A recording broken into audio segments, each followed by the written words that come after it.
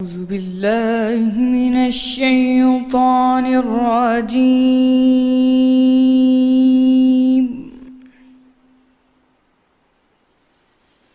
بسم الله الرحمن الرحيم.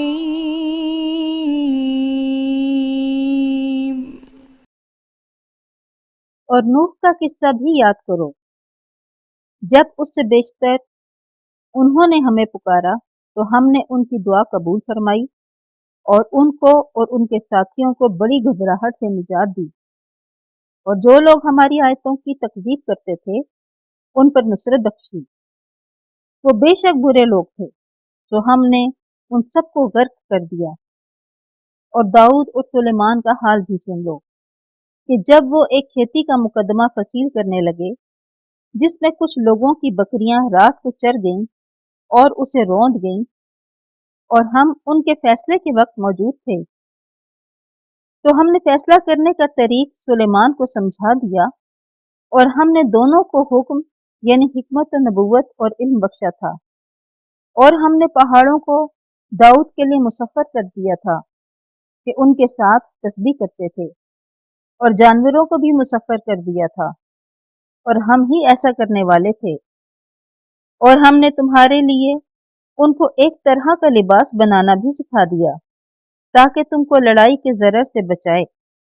بس تم کو شکر گزار ہونا چاہیے۔ اور ہم نے تیز ہوا سلیمان کے تابع فرمان کر دی تھی، اور جو ان کے حکم سے اس ملک میں چلتی تھی جس میں ہم نے برکت دی تھی، یعنی شام، اور ہم ہر چیز سے خبردار ہیں۔ اور دیوں کی جماعت کو بھی ان کے تابع کر دیا تھا کہ ان میں سے بعض ان کے لیے غوطے مارتے تھے اور اس کے سوا اور کام بھی کرتے تھے، اور ہم ان کے نگہبان تھے۔ اور ایوب کو یاد کرو جب انہوں نے اپنے پروردگار سے دعا کی کہ مجھے ایذا ہو رہی ہے اور تو سب سے بڑھ کر رحم کرنے والا ہے، تو ہم نے ان کی دعا قبول کر لی، اور جو ان کو تکلیف تھی وہ دور کر دی،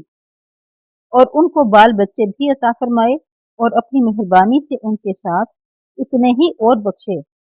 اور عبادت کرنے والوں کے لیے یہ نصیحت ہے۔ اور اسماعیل اور ادریس اور ذوالکفیل کو بھی یاد کرو، یہ سب صبر کرنے والے تھے،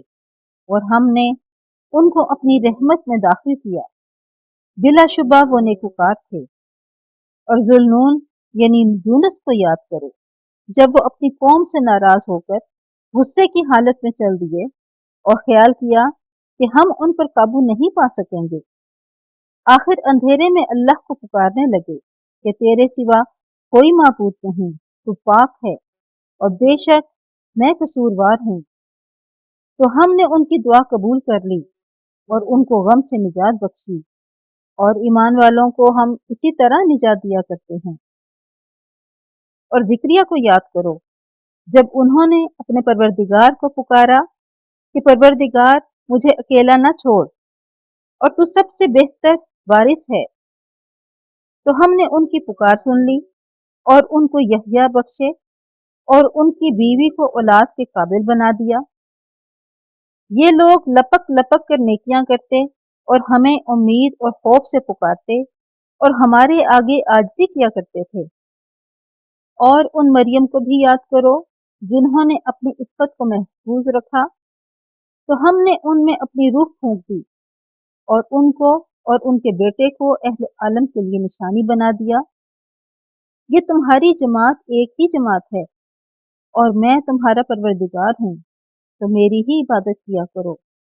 اور یہ لوگ اپنے معاملے میں باہم متفرق ہو گئے، مگر سب ہماری طرف رجوع کرنے والے ہیں۔